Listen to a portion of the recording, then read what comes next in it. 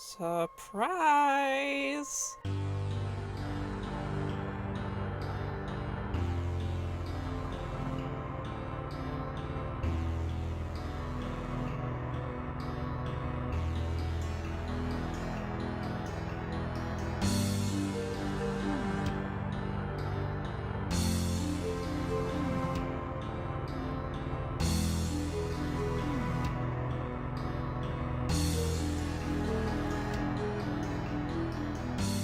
As a game that is beloved for the in-depth mechanics of combat, with different weapons and arms synergizing off of each other in so many different ways, I thought it would be interesting to throw all of that out the window and see if I could beat the game without ever having anything equipped.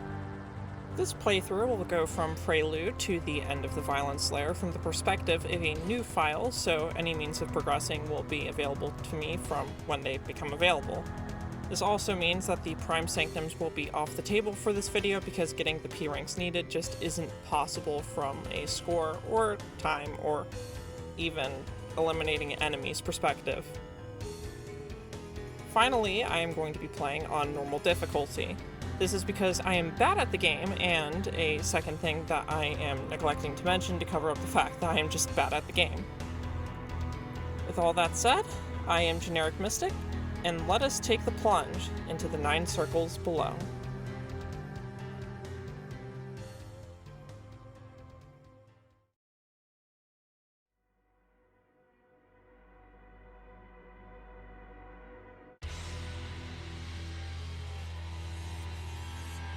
Welcome to 0-1, Into the Fire.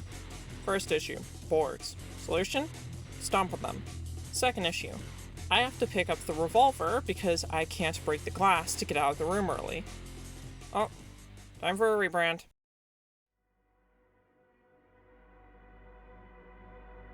Can you beat ULTRAKILL without using any equipable items? Grab the gun to spawn the enemies, beat the filth, go through a couple of rooms, and now we get walled. Floored? The intended method of progressing is to use the alternate fire for the revolver, but I want to not really use it. The other non-weapon option is the knuckle blaster, but I don't have access to that, and it's also unequipped, so I'm not even really sure why I'm bringing this up. Okay, let me go grab the bag of immeasurably deep tricks. Where is it? Dash through the walls? No. Walk on water? Nope. Down hatching? No.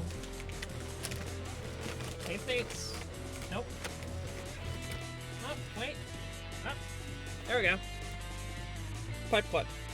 What do? Hug the wall, slide into this pipe a bit, and pop out through the ceiling. Don't worry, text pops up for when you do it, so that way you know it's intended. Next we do a little movement tech called Slam Storage. Hit the key you use to slide when you cling against a wall. If you see the streaks of yellow when you do a little bounce off of it, it means you did it right. Just jump when you hit the ground and alley-oop! We want to aim for this far checkpoint here because we can grab it, pause the game, respawn at checkpoint, and boom, we're at the boss of the level, the Malicious Face. Just stomp on it a bunch and you'll be fine. 0-2, the Meat Grinder, is really tame by comparison. It introduces the Strays, which are the best enemy in this challenge for 2 reasons. They stand still, and they're obliterated in one stomp, healing us to whatever our current maximum health is.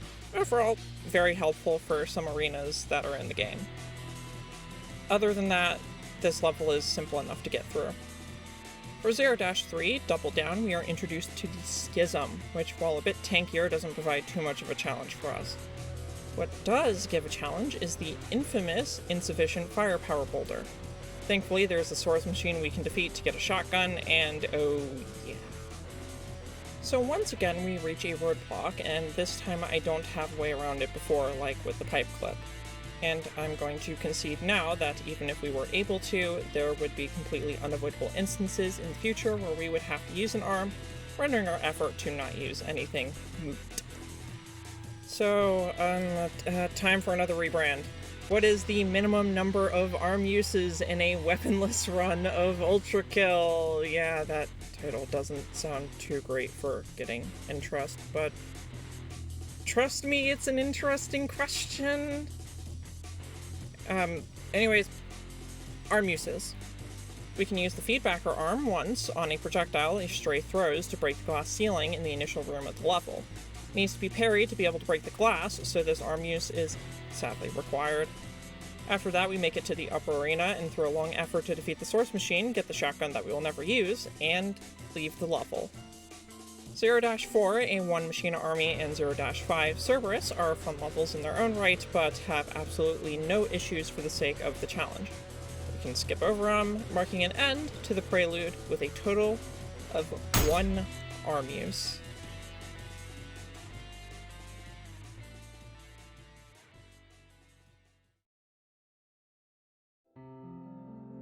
Well, let's get into Act 1. Our first level of the lair, 1-1, Heart of the Sunrise, marks an important point for our challenge. Skulls. Love and hate them, these pickups need to be used to open a plethora of doors, gates, and more, with almost all of them being required. In the first level of Limbo, we need to open 2 doors, which means 4 total uses of our arm. 2 to pick up the skulls, and 2 to put them down. Other than that, we have drones, which are really annoying to fight, when your only option is to try and stomp on them and get blown up in response.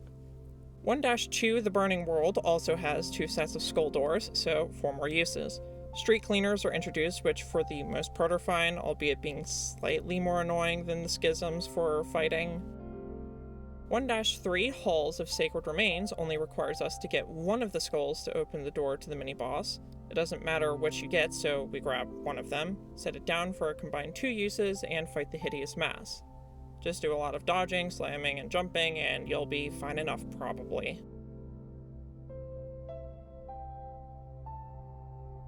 Finally, we reach 1-4, Clair de Lune. At the end of each layer, we have a major boss to take down, but before that, we have something terrible. 3 blue skull pedestals to get the door open. I don't want to do that though, so a well-placed slam on this glass can break it open, allowing us to get into the boss room. Introducing V2.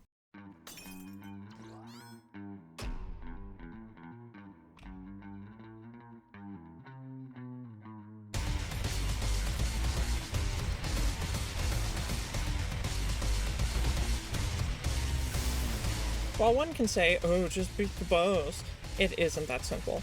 V2 doesn't like to stay underneath us, so slamming on it is almost completely out of the question. This leaves one other option for damage, and it comes from its own arsenal. On occasion, V2 will eject the core from the shotgun it has equipped. This core can damage the boss from the blast radius, but as one would guess, it isn't that simple. V2 would obviously not want to stay still long enough to get blown up by the projectile it shoots, so we need a way to get it to consistently stay in a particular area. There aren't many options, but I think I have an idea. These pillars here are big, unbreakable, and an anomaly to the AI. Big means breaking line of sight, unbreakable means that V2 cannot go through it, and an anomaly means that V2 has no idea what to do and just sort of gets stuck sometimes. How do we abuse this? Well, if you wait long enough between attacks, you can almost always ensure that V2 will use the core eject, and in this position will more often than not damage itself in the process. If the cycle breaks, just dash at the right time to be invulnerable to any projectiles V2 fires at you and reset accordingly. From there, we just...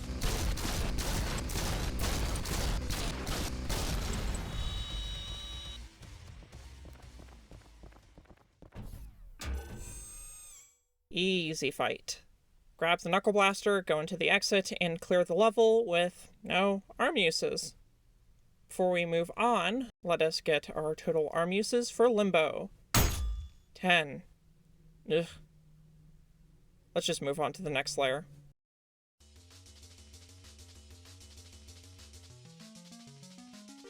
First up is 2-1, Bridge Burner. No skull doors, nothing breakable to worry about, 0 arm uses, you can just use slam stores to skip the entire tower part of the level.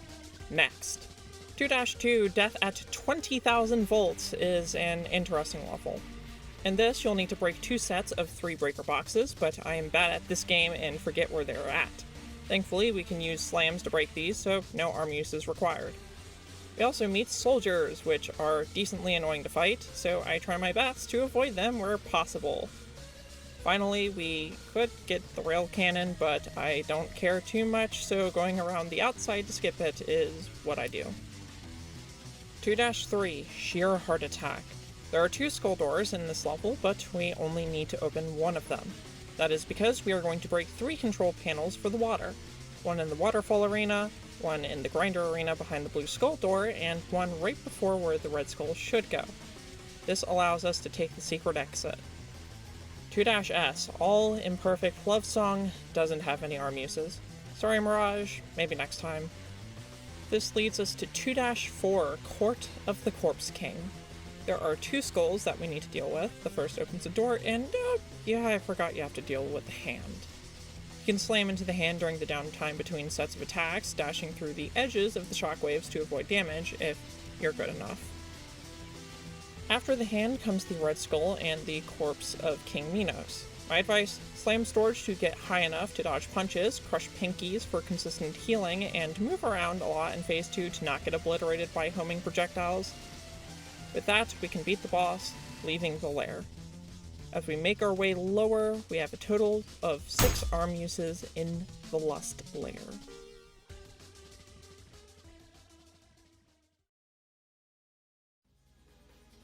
Welcome to the end of Act 1. We only have 2 levels to cover. 3-1, Belly of the Beast, gives us our personal first experience with Mind Flayers. I don't like fighting them. Anyways, no skulls and whatnot, so we can just move on. 3-2, In the Flesh, gives us our favorite crybaby we love covering in flammable oil, Gavriel. I'm not going to give an in-depth tutorial on how to fight him, mainly because I just spammed slide and damaged him when he taunted me. No arm uses for this level, meaning we can end Act 1 with no arm uses in Gluttony.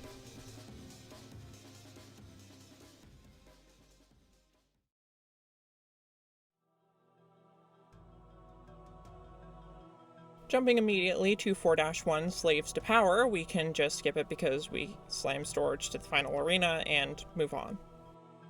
4-2, Goddamn the Sun, wants you to get 2 skulls to fight a Sisyphean insurrectionist, but I'd rather not.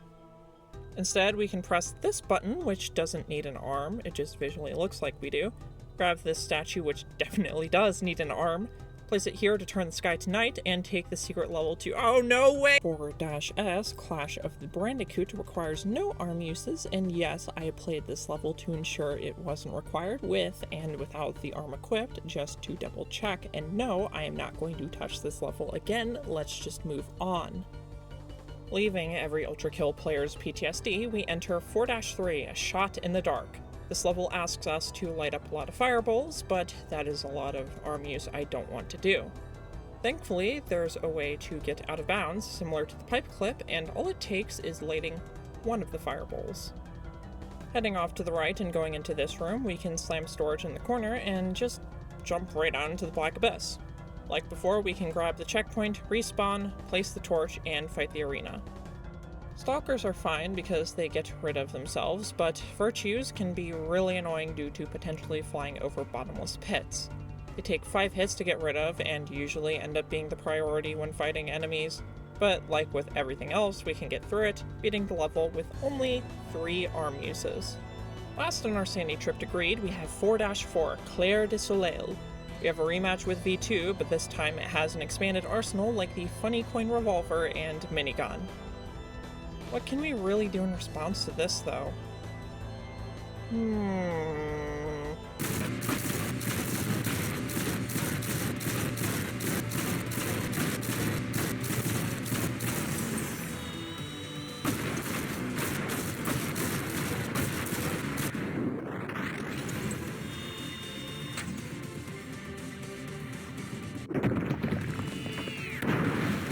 Glad we could get all that settled. Anywho, we get the Whiplash, use it once on this orb to spawn enemies, and by proxy exit, be bad at the game, and get out. This leaves a total of 6 arm uses for the Greed lair.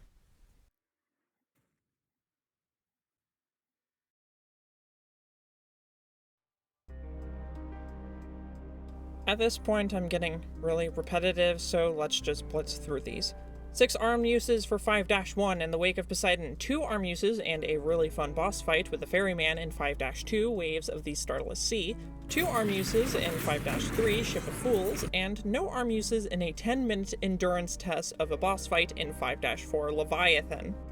For some reason, I felt the fight was too easy though, so I did it again on brutal difficulty because, I don't know, it's funny. Total for the lair, 10 arms. 6-1, Cry for the Weeper, needs 2 arm uses to get to the memorable parts of the level. 6-2, Aesthetics of Hate, requires no arm uses, but we do get to fight the crybaby again. Total for the lair, 2 arms. In 7-1, Garden of Forking Paths, we have a whopping 8 arm uses due to the labyrinthine nature of the level, having us backtrack to re-grab the blue skull numerous times. Anyways, let us slow down for a moment. Welcome to 7-2, Light Up the Night. We start this level with a mandatory whiplash navigation area. Our first issue is the very start. We have to go out, up, and back in to get to the safe area, but that's impossible to do with only our initial jump and 3 wall jumps. Something very unusual I found though was that there were times where I could get sort of a phantom jump, as in jumping on something that wasn't there. It wouldn't count as a wall jump, meaning we could gain more height, and with a bit of practicing, I was able to get up there without having to use the whiplash at all. After that, though, there are 2 gates that can only be moved with the aforementioned armed, and that's due to the counter. We can then skip the gutterman and make our way into the level proper. Our first step is to get the cart needed to transport the biggest boom. By making our way to the cross by the clock tower and dropping down, we can take a shortcut to the cart, sending it out of the station, carefully maneuvering around the spawn triggers of this arena and to where the bomb awaits. Next is to grab the red skull, as we need it to get the biggest boom. We can utilize one of the landmines next to the cage it is in to blow up the cover. We take 1 arm use to grab the skull and another to set it down. After that is another 8 whiplashes to get to the mechanism that drops the bomb to the cart. Finally, we transport the cart back, dodge the spawn triggers again, detonate the bomb while ignoring the incoming guttermen, and navigate our way through the maze to skip the fight. This is a little map of how to get through it, so go nuts with completing the challenge for the level. This leaves us with a disgusting total of 12 arm uses in this level, though. Ugh. Going back to a quick one, 7-3, No Sound, No Memory, has nothing that needs the arm, so we can jump past that and get to a really interesting level, and for that fact, the last level of our challenge. 7-4, Like Antennas to Heaven. For the first half, it's essentially the same as a normal playthrough. We climb the robot, defeat the defense system, and crush the idols to make it up to the main boss fight. This is where the level gets completely flipped on its head. The Earth Mover has a shield, meaning we cannot slam into it. Next best option is to parry the homing projectiles it shoots to deal a lot of damage. The issue is that there isn't any projectiles to parry. From testing, the Earth Mover doesn't seem to want to give us the free damage until we ourselves have damaged it enough. This requires us to go and use the Knuckle Blaster to damage the core repeatedly, have it turn on idle shields twice, and only then can we parry the orbs it shoots to defeat the boss. Now keep in mind this. Up to this point, we have had to use the arm 20 times in this lair. This one boss fight needed 23 arm uses to beat. But after that is the actually hard part of this level. In just 90 seconds, we need to beat a sentry, 6 filth, 2 soldiers, 2 schisms, 4 strays, and after enough enemies have been defeated, 2 gutter tanks will spawn. Even on normal difficulty, this is extremely difficult to even get close to a successful run for. My best advice would be to get rid of the sentry first, then the filth. After that, the gutter tanks should spawn. Prioritize them. The rockets will be getting rid of the remaining enemies, while the remaining enemies, in an attempt to shoot you, will also hit the gutter tank. bait the melee and dash back to not get hit, and then lay in heavy with the slams. If you do it fast enough, you can escape with barely enough time on the clock to get out, clearing the Violence Layer.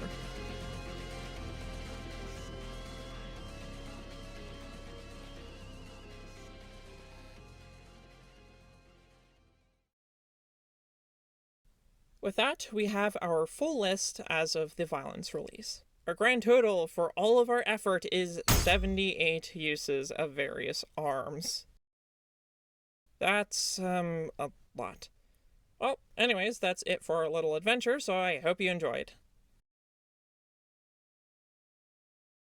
Yeah, okay, it's a generic Mystic video, you know where this is going.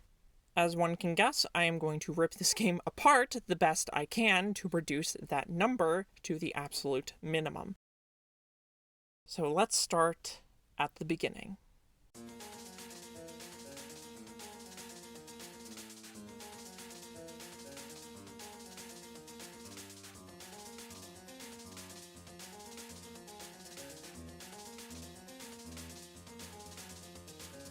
Ah, 1-1. Lovely level. It's very simplistic, very straightforward, and the whole level plays out extremely linearly. From an inside perspective, there's little that can be done to change the progression of grab skull, place, grab skull, place. But what if we took a different look? This time, from the outside. Asking around, I was able to get a response from a speedrunner on the New Blood Discord server to answer the question of getting out of bounds. Through some testing, a way was actually found. You are first going to grab and place down the red skull and grab the checkpoint. Respawn and go back to the first room of the level. At these doors, open them into the hall, jump to one door, dash back, and pause while you still have a lot of that backwards dash speed. If done right upon respawning and just to be safe dashing backwards, you will see that the level deloaded.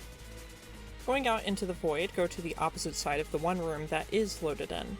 You're going to want to grab the checkpoint and respawn, as that will give you a safety net in case you die to the drones. From there, it is as simple as clearing the last room like normal, and you will have cut 2 arm uses off of this level. Next up is the level 1-2. The main issue is getting past the red skull door, as it leads directly to the end of the level. Thankfully, we can do a little trick right after picking up the first skull of the level. By combining slam storage with a dive maneuver, we can clip through the ceiling and go out of bounds. From there, we fall down into the checkpoint, respawn, fight the enemies in the arena, and clear the level, cutting 3 arm uses off. Now for 1-3. We're going to need to pull a really devious trick for this one. Go to the Steam icon on your computer, go into properties, minus console, that thing in the bar there, open up the console, slap this command in, wait for it to download, find the files in this directory, copy them, paste them into this directory, boot the game, boom, you just downpatched your game to a really old version. For this, we are going to need to take the red skull path, clear the first 2 arenas, and then drop down through the hole. Go back to the main room and collect the checkpoint. From there, you have to respawn. Now go back to the room where the red skull is, go into the pit drop room again, and with a bit of luck and the right timing with wall jumps and whatnot, you can clip out. From there, just grab the checkpoint right before the hideous mass, beat the boss, and then leave the level with all arm uses now gone. Jumping ahead to 2-3, we can completely skip the secret level by spamming slide on this seam of the second door we encounter on the upper level, clipping out of the level. We can then, like before, grab the checkpoint, respawn, struggle to fight the Mind Flayer with only slams, and win with all arm uses gone again. Now for 2-4, Court of the Corpse King. Would you believe me if I told you skipping the hand was possible? Slam storage in this little lobby area into a dive, and if positioned just right, you can clip out and get into the arena for the Corpse King, bypassing the need to use the blue skull entirely. In total for Act 1, we cleared off 12 arm uses from our total, leaving only 5 left that I believe to be mandatory as of current. Now time for greed. I mean wrath, not greed. Greed has no arm saves, surprisingly. Anyways, 5-1. With all the intended whiplash preparation along with 3 blue skulls, this level seems daunting for our total arm count. But what if we just go into this room directly to the left at the start of the level, spam the absolute heck out of the slide, clip out of bounds, go to this tube, science storage, up to the top checkpoint, respawn, and boom, you're in the final arena of the level, shaving off every arm use? 5-3 Ship of Fools follows a similar boat of being incredibly long and daunting for a challenge. But like the previous level, we can immediately go left from the start, slam storage into a slide, and wow, look at that, another clip out of bounds, how unique. Boost yourself up to the checkpoint, yada yada yada, you know the drill, all arm uses are gone. 6-1 Cry for the Weeper is the last level in our venture in Act 2. While we can't bypass picking up the skull, we can at the very least skip placing it down by clipping out in this room. We can then beat all the enemies and make it to the final arena, beat the hideous masses and accompanying foes, and clear the level with only 1 arm use. This means that of the 18 arm uses we had before, we are now left with 7. This brings our new total from the combined Act 1 and Act 2 to 12, compared to the 35 we had before. With all that said though, it is time for the Violence Lair. This lair single-handedly has the most required arm uses in the entire game, so let's see how it fares with some optimizations. First on our list is 7-1 Garden of Forking Paths. Looking into all of where we can go before grabbing a skull, it's clear that there are no small gaps to clip through like in most of the past levels we've done. Looking at an earlier patch though, we find a rather unique way of getting out of bounds. Going to the secret orb and slamming down while hugging the wall shows that we get a bit of slowdown. Obviously, there isn't much we can do with that. Going into our settings, cranking the FPS all of the way up, and turning off VSync, we are able to catch a little bit of something, and repeatedly slamming causes us to partially get stuck in the wall. With the right positioning, we can clip out and through the ceiling. So now what do? Well, if we go to this far part of the level, drop down low enough that the doors open and we dash to this little part that we can stand on, we can load in more of the level. From there, we can drop down and dash into the small black part here and clip back in bounds directly to the boss arena. With that, we cut all 8 arm uses for this level. Now for 7-2 Light Up the Night. We have an absurd amount of arm uses in this level, but thankfully there is a workaround to most of them. Just get to the first Whiplash gate, open it for 1 arm use, hold down the previous weapon key as the timer gets close to ending to slow down the game, and spam slides bunched roughly in the middle to clip out. Just be sure to catch yourself, slam storage into a dive to get all the way to this broken open hole in the void, drop in, and boom, we are suddenly in the maze having only 1 arm use for the level. Finally is 7-4 Like Antennas to Heaven. All of our arm uses are in the fight with the Earth Mover itself, so what optimization really is there? Well, if we use the same version of the game we used for 7-1, we can start the fight, climb the metal beast, and commit something super special called lobotomy percent.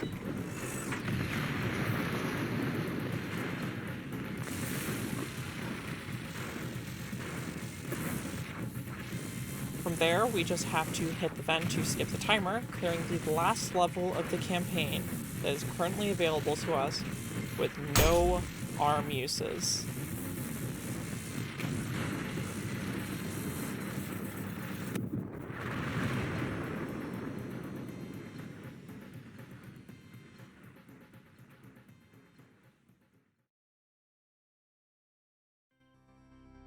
With that, we have now gone through every level in the current main campaign of ULTRAKILL, trying to be as resourceful with arm use as possible. As a frame of reference, here was all of the levels before we did any optimizations.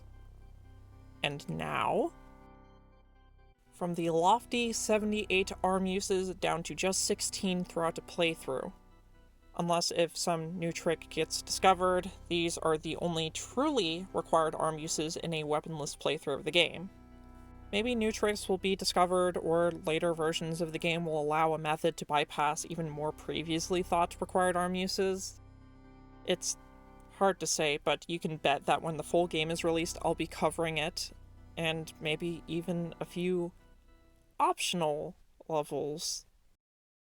With that though, I'd like to give a thank you to the various speedrunners I've borrowed ideas from while making this video, the community on the New Blood Discord for answering any questions I had in relation to this challenge, and of course, you for watching.